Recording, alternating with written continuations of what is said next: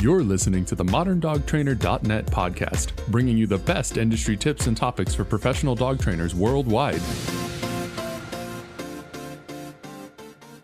Hi there, you're listening to the Modern Dog Trainer podcast. I'm Ines McNeil, founder of the Modern Dog Trainer blog and podcast, and today I'm chatting with Kat Camplin, my co-host, and Jeffrey McClure.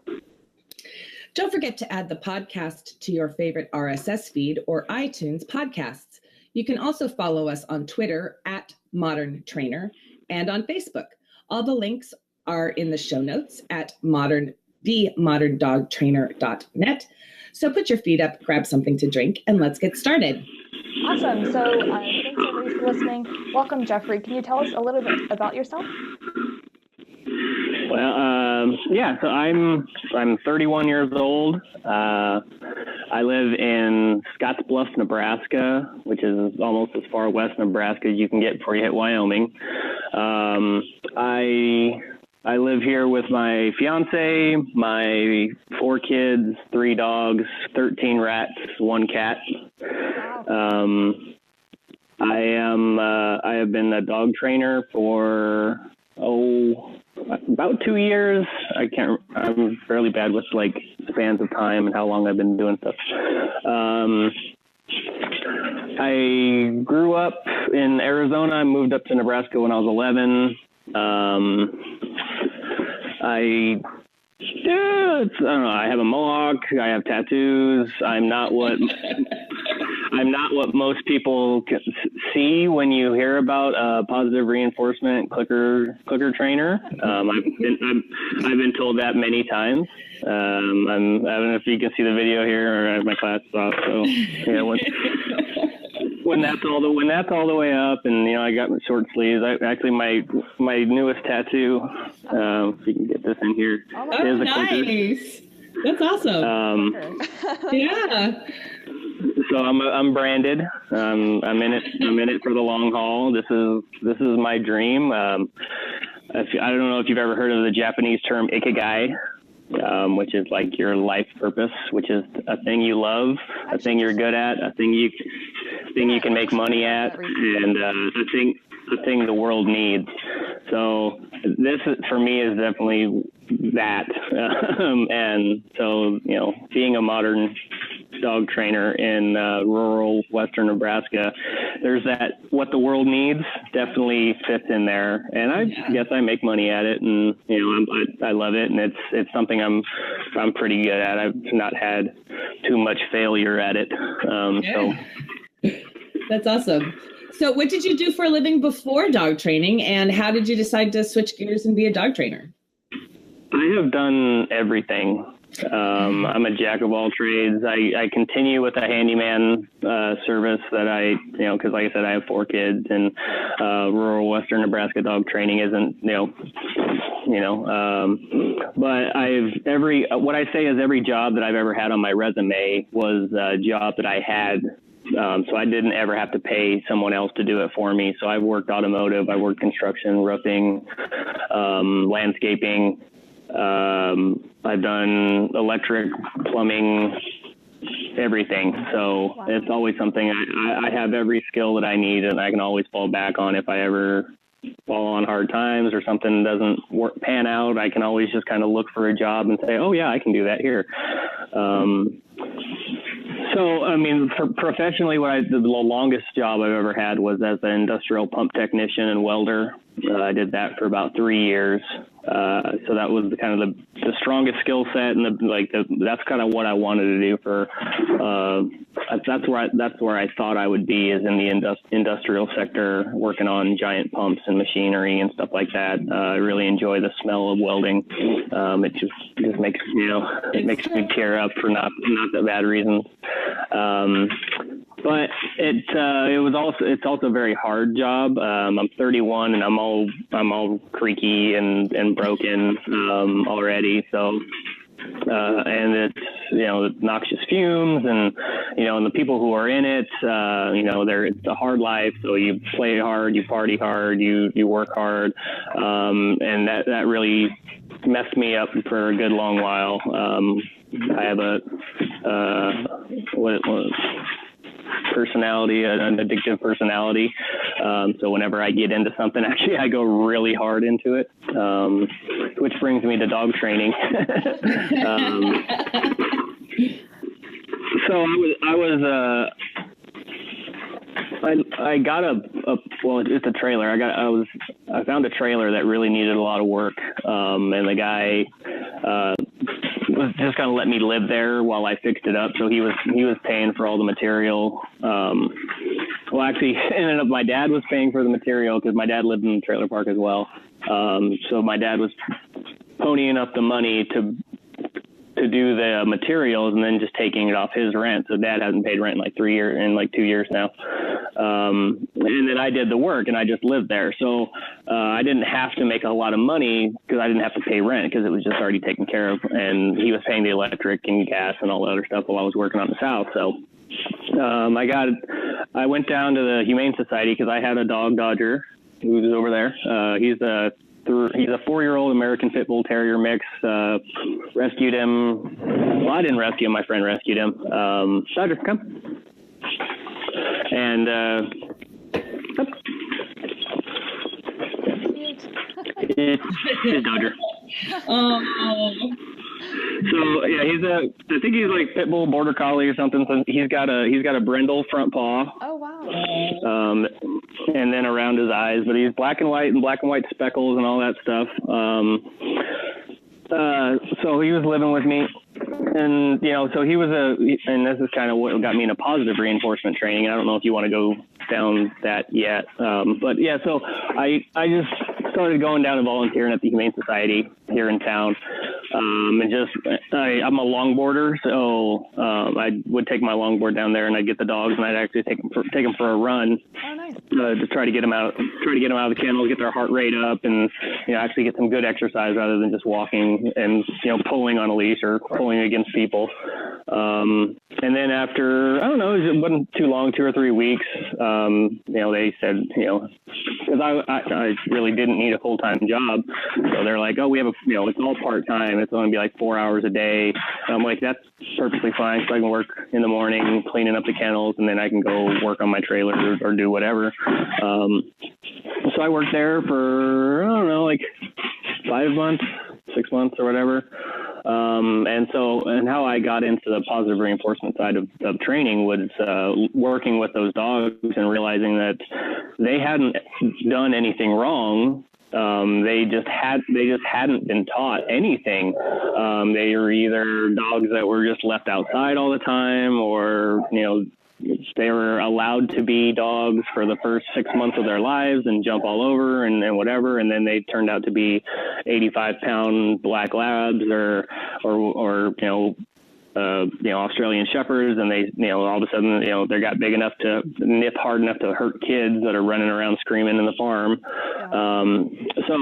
So like I said, when it came to dog walking, it was kind of told to me and everybody that just tell the volunteers to just walk them, let them go where they want to go, rather than trying to train them and walk on a short leash and all that stuff. They're locked up in this kennel for 23 hours a day. Really, just let them go and hang out and just walk and just follow them. And if they want to go over there, then within reason, like don't let them just cross the street, but just let them go.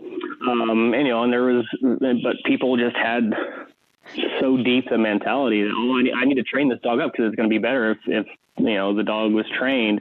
But I'm like, it's like you can't do that an hour. And you're doing it this way, and this person's doing it this way, and this person's, and I'm doing it this way. So I got into, I was actually wanting to train them, and I started looking into the CGC and, how to get them certified for service or whatever, so I ended up calling the AKC and talking to the gal that ran the CGC, and she kind of gave me an evaluatorship, just the package. She's like, yeah, just, if you have a dog and you guys want to, run this program here at your Humane Society and get dogs, then go with it. Cool. That's fine. So then I started looking into, I just started looking at clicker training because I'd heard about it, and it was great because it was rewarding. It wasn't, because that's what we did when we first got a dog, is we sat there like in the kennel, on our side, just, totally looking down and just treating really high value treats to get there. And this is my, segue, little girl Slacky. My little puppy Slacky. But yeah, so that's how we started, is with reinforcement. And hey, if you came close to me, you got something good, and trying to build those good associations. But then for some reason it would change once they actually liked us. Then we'd start, correcting them and no, and quit it, and, collar corrections and stuff. And I was just like, why do we have to change that? Why do we have to, why can't we just stay being nice? And teach them, because they, I said, you're correcting something that's, they don't know anything else. And that's one of the big staples of my training now is a dog can only do what a dog knows how to do. If you haven't taught them an alternate behavior, you're not going to get an alternate behavior. Yeah. Just by correcting the initial. So how did you go from, working part-time at the animal shelter to wanting to start your own dog training business? So I worked there for like 5 or 6 months, and I was going pretty good with the clicker training. And obviously there was a lot of kind of working things out and reading while I was working and all that. And it wasn't like I was getting tons of people. They're like, there's people like, oh, it's awesome, you're working with them. It's nice, good job, because it was clicker training. And, anybody who had heard about clicker training and being out in rural Western Nebraska were like, okay, good job, boys. I mean, that's what you can do to get them to sit. But if you want real behavior, right, or if you want real, then, good job for being nice to the puppies. And I didn't have a name. I was just some kid. I'm from here, and I don't have the greatest past. So if you look me up around here, then you could, actually a guy did. And, there's some arrests when I was younger for being an idiot and all that. And then, so this guy moved into town, and he's a dog trainer, and he's into Schutzhund and all that stuff. And he just came up to Humane Society. He's like, hey, I've been a dog trainer for this long, and I'll help you guys out.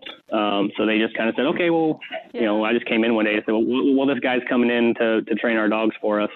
And he came in and explained that, his skills, how his skills were or whatever. And the story he told us was about this big Rottweiler or whatever that was a junkyard dog, not a protection dog, hadn't been trained. It was just afraid of everything. So he walked in and, postured up on him, and then the dog was growling and all that. And he ended up taking a leak in the corner of the yard to, assert his dominance over this dog and whatever.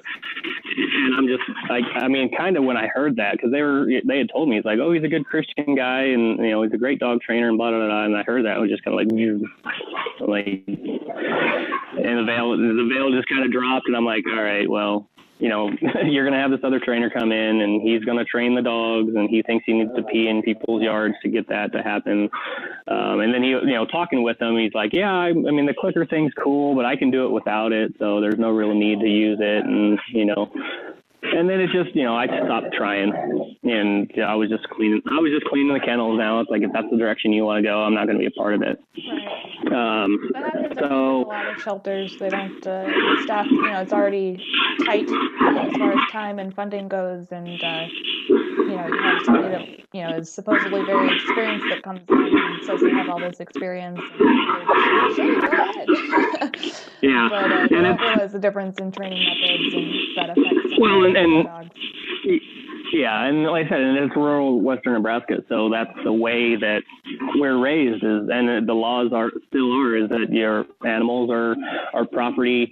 You can do what you want to them. If that's okay for your dog, but I'm going to train my dog this because I want these results. And we've been doing it this way for thousands of years. My grandpa raised herding dogs, whatever, and he did it like this, and they worked well, and they had a nice, great life. And I'm like, okay, yeah, cool. But what did the dog go through? I understand. Not just Nebraska. That's pretty much everywhere. Yeah, I know. But yeah, so like I said, so that it is, when I was talking to, like, my friend Laura that you guys interviewed, she's like, I can't imagine what it would be like going back. She grew up in rural Kentucky, I think, and trying to train dogs back there. And I'm just like, well, it's not super easy. It's not always super difficult, but it's never super easy. Trying to get people out of their minds that, the only training and, any outside source people have seen to dog training is Caesar. And I try to tell people, like, that's TV dog training.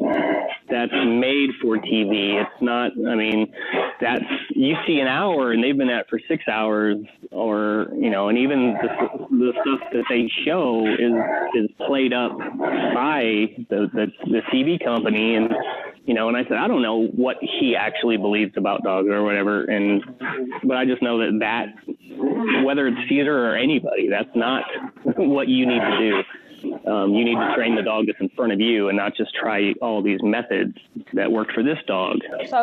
So when you saw that other dog trainer come in the shelter, that's kind of when you were thinking of starting out and going out on your own?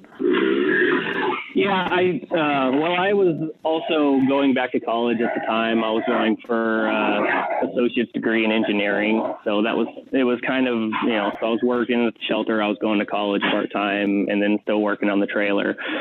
So like I said, I was still working on the trailer, so I still need to make a lot of money. And then I was going to college, so I thought, okay, well, I don't need to be here training dogs. I can take kind of the following that I set up from the Humane Society and then kind of go out and just start training dogs when I wasn't doing homework. So it started out kind of slow. 2 or 3, clients, and then college, and then whatever. And then, I had a lot of family stuff. My fiance has 3 kids, and they weren't living with us when we first got together, and then we got custody of them. So now I had 3 kids, and she was pregnant with our daughter. And then we bought this house that I'm in right now to fix it up and flip it. So it's just a lot. So I ended up not going back to college and finishing that. And I just had to work. I just had to, keep working. So I tried ramping up the dog training, being more proactive and more put more money into the business and advertising and obviously the education, because I just been on YouTube and, Karen Pryor case studies and, stuff like that. So really trying to, read books, buy books, find good trainers to mimic and listen to. And then, of course, I was still doing construction whenever I could, just to keep, and that's really what it is to keep bills paid. I'm doing better than that. My bills are always paid. I don't really have to worry about them. I'm not, making tons of money, but so that was, and that's kind of the segue is getting into professional dog training as a full-time job was just getting the clientele that I could live off of. I started out charging like $25 a session, just to try to get as many people as I could. It's like, $25 an hour, that's great. Well, but not knowing as a business, all the time I have to spend reading and thinking about it, and then talking to people on Messenger to try to kind of show them I know what I'm talking about, for them to set up the free consultation. And, it's just a lot of work to go into that. Yeah. So my prices have gone up since, because my education level and then just kind of the market value of dog training, we're still way lower up here than what those guys are charging in Denver or whatever, just because the cost of living out here is cheaper. So it's not like $100 a session or whatever like that, but I try to charge as much as I have to make it worth my while. Like I said, I can do pretty good with construction, but I'm pretty cheap there as well. I like helping people, so I don't like charging too much. I like helping people out. A little bit of research and found that your town only has about 14,000 residents. How are you currently serving this kind of rural community? Well, Scottsbluff has 14,000, but then there's actually 3 cities right here. There's Scottsbluff, Gearing, and Terrytown, and they're all like sister. They all touch. Scottsbluff, we have the North Platte River that runs straight down, so everything north of that is Scottsbluff pretty much, and everything south. There's a little strip of Terrytown, and then Gearing, which is like another 8,000 to 9,000 people. So total, like, and then you have the rural area around us.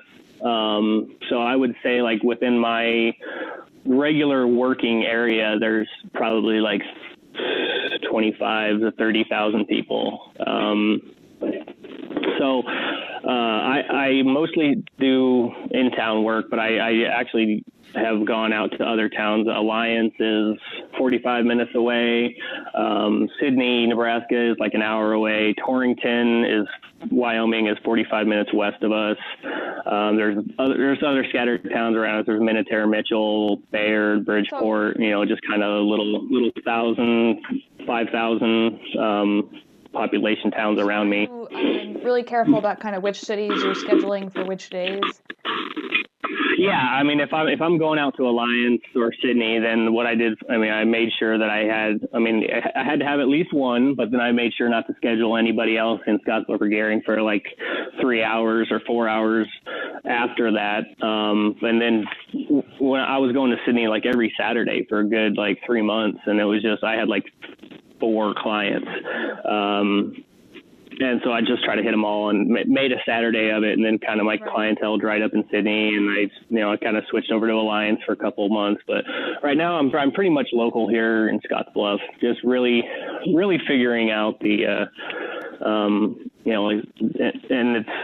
when I charge mileage, but it's not actual mileage. It's like $15 for so whatever I would charge in Scottsbluff for a session, I charge that plus like $15 to drive an hour, both ways.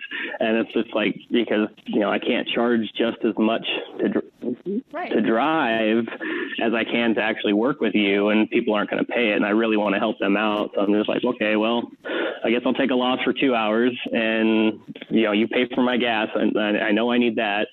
Right. But like I said, but that's also if I had like those 4 clients in Sydney at the same time, I would charge each person $15 extra. So then I was making enough to kind of actually cover the time spent driving. What kind of services do you offer? Just in-home, like private lessons, or do you do boarding trains or anything like that? No, I don't do anything in my home because I have the 3 dogs and kids and rats and cats, and it's just too much. I believe that I know that dogs don't generalize well, so it's easier to start the behavior in their home. And then generalize it out. That's always what I tell people. It's like, I'm coming to your house where your dog's the most confident, most calm, the least amount of distractions. As a dog trainer and knowing all that, distance, distraction, duration, flow, all of that. So it's private in their home training. I do pet sitting, which is just me coming in up to like 4 times a day and playing with them for 20, 30 minutes. And if they're a client, then I'll do some training with them. I do day training, which is the exact same thing, but it's complementing the private sessions that people do, where I'll go to their house for half an hour and just do drills with their dogs on whatever behaviors we're working on. So sit, and just get the behavior and just get the body mechanics down so the dog knows how to move its body the right way and get that kind of muscle memory built up. And then, obviously it's my sound that they're cueing off of, but at least it's an idea in the dog's head that it's something I can do. So then when the owner comes home, they say their own sit, word, and sound, and the dog might be more likely to offer that behavior. So then the homeowner can reinforce it, mark it properly. And so the dog understands that this sound and this sound both mean the same thing, that my butt needs to hit the floor, I need to go prone, or I need to back up, or whatever we're working with. Right. My niche that I'm trying to figure out and try to get into is more of the enrichment side and sports. So I build some puzzle toys, some treat dispensing toys. Yeah, I saw you were giving those away on your Facebook page. Yeah, I just make, I mean, it's just out of PVC, 2-inch PVC. And it's really simple to make. And I tell people, I was like, well, I try to sell it before I even show it to people because it's not hard to figure out. But I feed my dogs out of it. It's just a little roller, kind of like a Kong wobble or whatever. They just have to push it around. It's made of PVC. So my big pit bulls, they've had theirs for like 2 years now, and the hole's gotten bigger. But it's, as a whole, it's still together. So I tell people it's the last puzzle toy or treat dispensing toy that you'll ever have to buy. I've only had I think one client that said that their dog actually got into it, but it was a bigger dog. So I might have to use like a 3-inch when I build them a new one. I started doing snuffle mats. I make a bottle, where the 2-liter bottles are sitting and the dog has to paw it and flip the bottles around. I've made a couple of those for people. I think that's kind of a really nice skill where you're meeting in the middle between your construction knowledge and the dog training knowledge. Right. Yeah.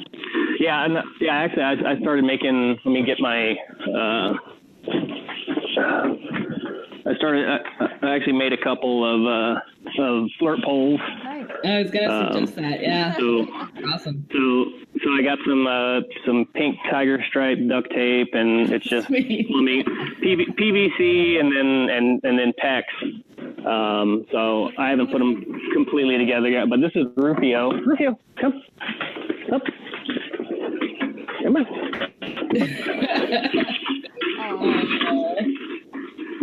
So Rufio he's my flirt pole boy. He loves chasing his flirt pole. What I tell my clients is you have to find the thing that the dog will never say no to. And so I actually have a real whip, a real lunge line that I use with him. That if I have that, he's right here. He doesn't care about anything. So I can't really, I can get him to do the things that I've taught him to do, or I lay him back, and then free is his release word, or get, and then he comes up and I've got him jumping like 9 foot in the air to catch the bite on his toys. And I'm trying to, and this is where the next niche is trying to do dog sports and different sports than what's out here. So I'm trying to get him to do that same jump with just throwing a toy, and then get him to do dock jumping and start a dock jumping club. I also have rats. I have 13 of them now because my female rat just had a litter of 10 pups. So barn hunt is another national sport. So it's, putting the rats in the little cages and hiding them in hay, and then the dog has to snip them out. Do people do sports there? Is getting out and active? What are people doing with their dogs there? They are expecting them to be statues in their house and lay around and do nothing. They take them out for walks. We have a little dog park. I'm a member of the dog park committee, and we're trying to get funds raised for a 5-acre grass dog park with. We're trying to get an agility course set up in there. So that would be another one of the sports. We have an AKC group. an AKC. The Scottsbluff Kennel Club here, that they do some of that stuff, but it's it's a AKC club, so they're kind of purebreds and whatever. So they don't talk to me very well. I don't know why. Whenever I go to their shows, the one guy who's the president, he's a nice guy, but everybody else are just kind of like, oh, it's Jeffrey. That only changes when you show up and you ask what kind of breed. That only changes when you show up with your mixed breed dog, which is perfectly legal to compete now, and get a 197. Yeah, and it's and I don't compete in it, but I just show up to. My kids love dogs, so I just go to kind of watch them and see all these, like an Afghan hound, and it's like they're cool to look at. But then also to say, hey, I'm local here, and just kind of get some networks and connections. But it's not even the mixed breed. It's the fact I'm a positive reinforcement trainer and I'm a clicker trainer. So obviously they use the little tight chains as they walk. And I was actually the owner of All Breed rescue and training in Colorado Springs, was up here for the last show, and she was like one of the ones. She's like, you are not a positive reinforcement dog trainer. I'm like, and she's like, it's so awesome that you are, but she's like, you're not what I would think of as a positive reinforcement dog trainer. And literally, as we were talking, there was this lady standing right in front of us trying to get her dog to stand right in front of her at a certain distance, and whenever the dog got too close, she would step down and step on the dog's toes to get it to back up and not want to come close. And we're like, yeah, you could totally shape that. I mean, I'll just have to put a little mat on the ground and stand there, and just whenever their feet are in the right position, you click and treat. And it's just like, but that's not how we do it. Right. So like I said, so it's not necessarily the Mohawk. It's not necessarily what dogs I own. It's the fact that I train dogs with dogs in mind. At least, and that's what I feel. Like I said, I've never actually talked to them, and they've never said anything, but they're not like me, and will just tell somebody you're an idiot if I think you're an idiot. But if I don't like you, here's why, and it's just because sometimes I don't like people. But it's so going back to sports, I mean, that's why, because there's nothing to do around here. There's people that play fetch with their dogs. People go down to the dog park and let their dogs run around. There's people that there's hunting and there's herding. So hunting's big around here. I have a buddy that raises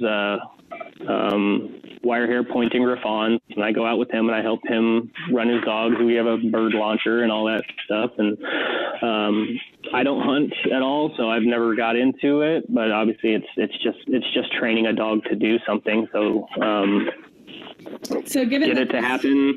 Yeah.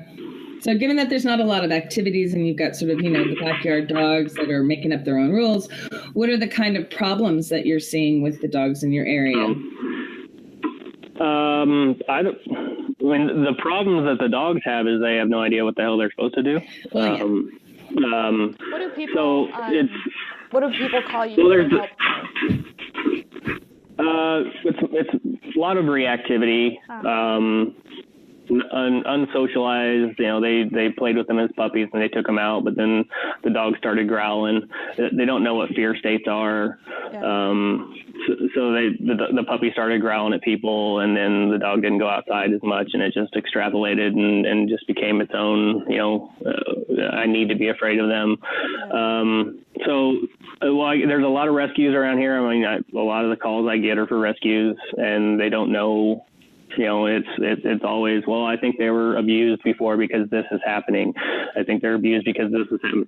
And I'm like, I don't know, but here, let's work with the behavior. The most recent clients I signed, one is an older guy that usually works a lot, and now he's on workman's comp, so he's home more now, but he sees his dog barking a lot and kind of reacting to people, and it's just the dog. It's fun, and I said the dog doesn't get out enough to build good associations. I got a standard poodle that's really reactive to like loud noises, and it's kind of like a trigger stacking thing. They're out in the country. It's really, really, really stuck on cats and chasing the cats around. And then, and then the guy starts the riding mower or the tractor or whatever, and the dog just freaks out and comes up and bites him. Oh no. Got another dog that's just really, really hyper, and the couple's a little older, and it just likes jumping. So they're trying to just a little impulse control there. And like I said, just, the dog doesn't know what to do. It knows sit, lay, and go into its kennel. Yeah. But if those aren't working, then it's going to jump. So just teaching it some more skills to add to the repertoire before the jump up. Have you thought at all about specializing in any of those certain common behavior issues that you're seeing? Yeah, I mean, I know it's not the best thing to do, but I'm kind of, like I said, I'm a jack of all trades. And it's not necessarily that I'm going to, I mean, I am going to help people. Every client I've ever had, the only clients I ever failed at were the ones that just didn't want to do anything. I constantly show up and they say, we haven't worked very much, or they just want to fight me. Everything I say is, well, I don't think, and I was like, well, and you called me and I'm the guy that studies dog behavior all day long, and you don't. So it's what I say with dog training and anything. It's like a debate class when you were in high school. The goal was not to get people to your side; it was just to move them, just as much as you can. So they're over here and you're way over here, and they go. So when you're working with a dog, and especially a problem dog, I tell people it's like you.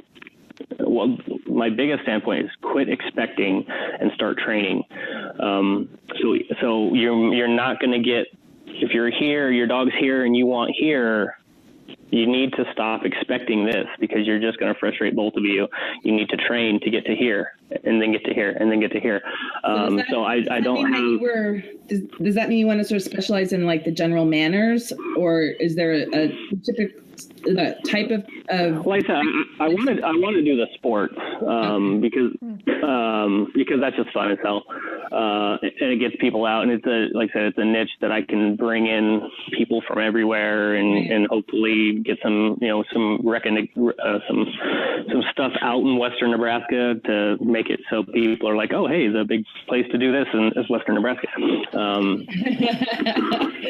Yes. Actually, my biggest baby right now I'm trying to get up is a like one of those Tough Mudder obstacle courses. Oh, yeah. Yes. And obviously I'm just going to build it so that people can do it, but there's going to be a leg of it or something that at least dogs can do as well. And people can get out with their dogs and teach them to jump through the windows or belly crawl underneath the net or run up the wall, A-frame, so kind of like agility, but massively grander. But yeah.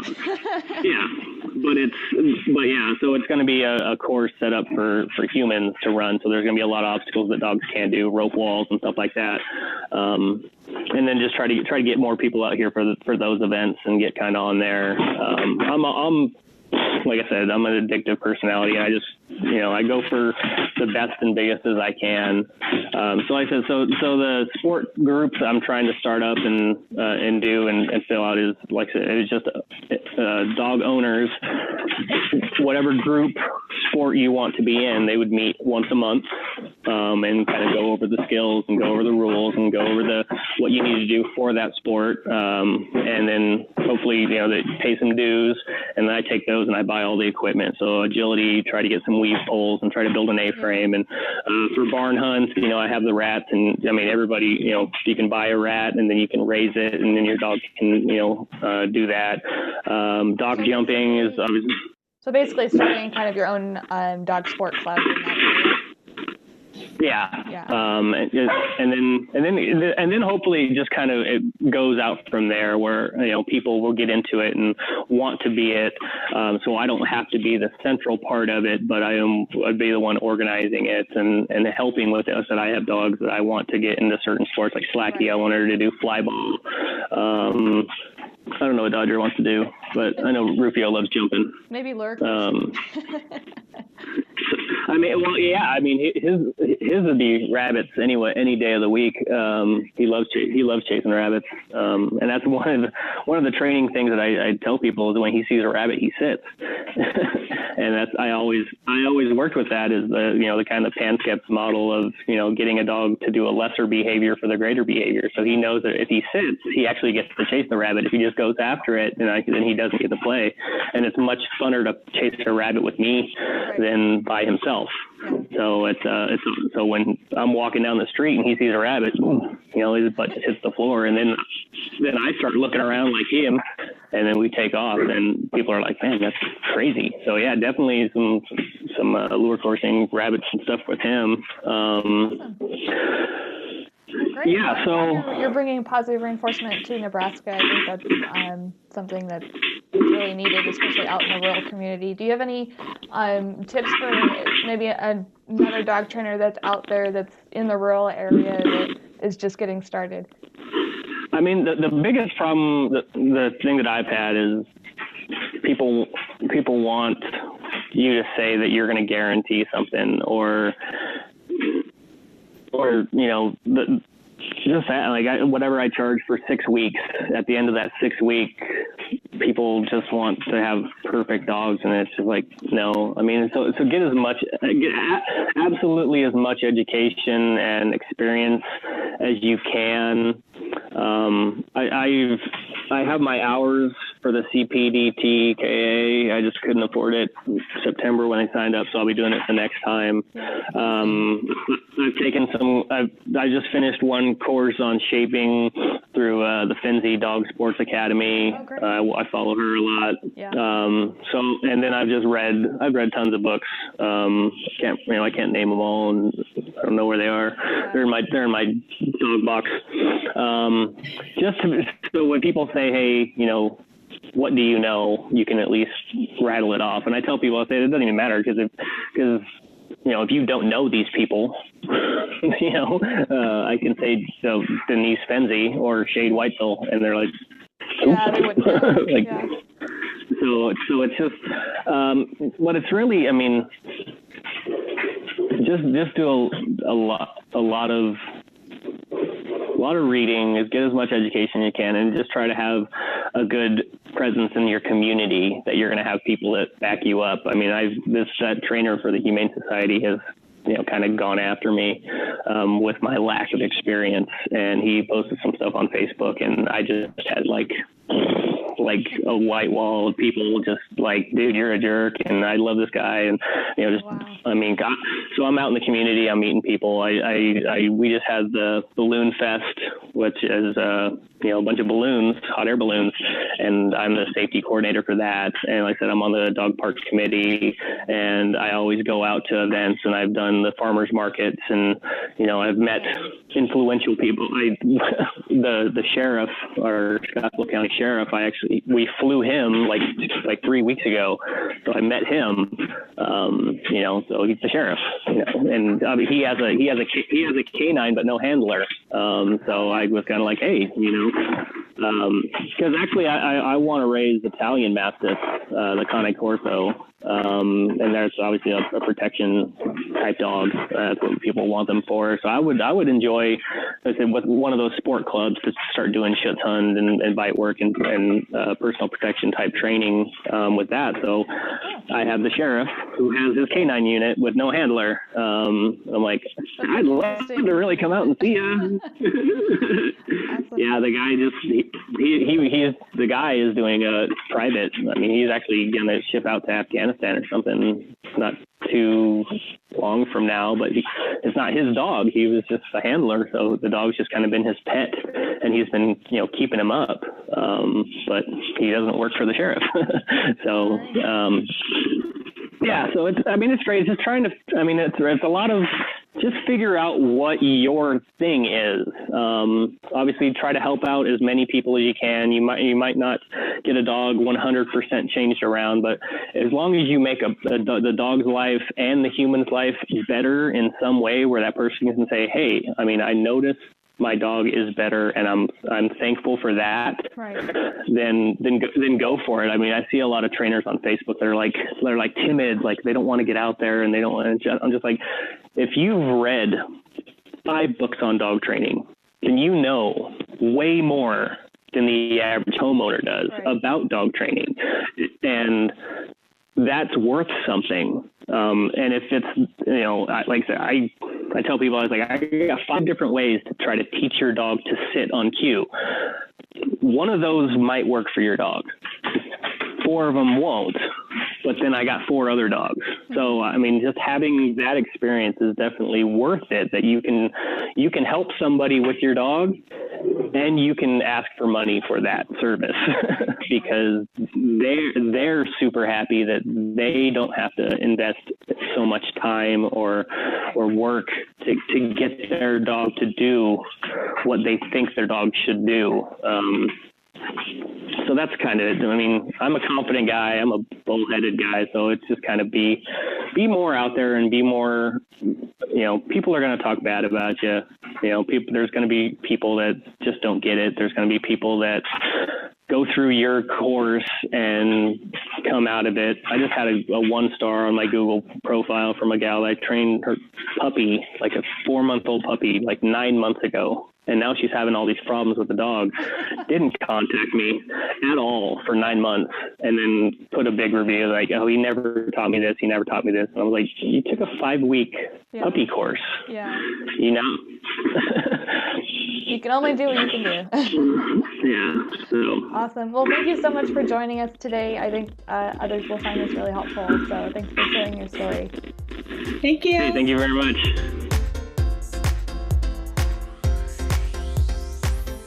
Do you love the podcast? Looking for more to grow your dog training business? Check out our website at themoderndogtrainer.net to learn more from our blog, join our Facebook group, or take a course. Ross Malcolm Boyd edits the program, but he does a lot more than that. Visit rossmalcolmboyd.com for rainbow unicorns, online music lessons, and more.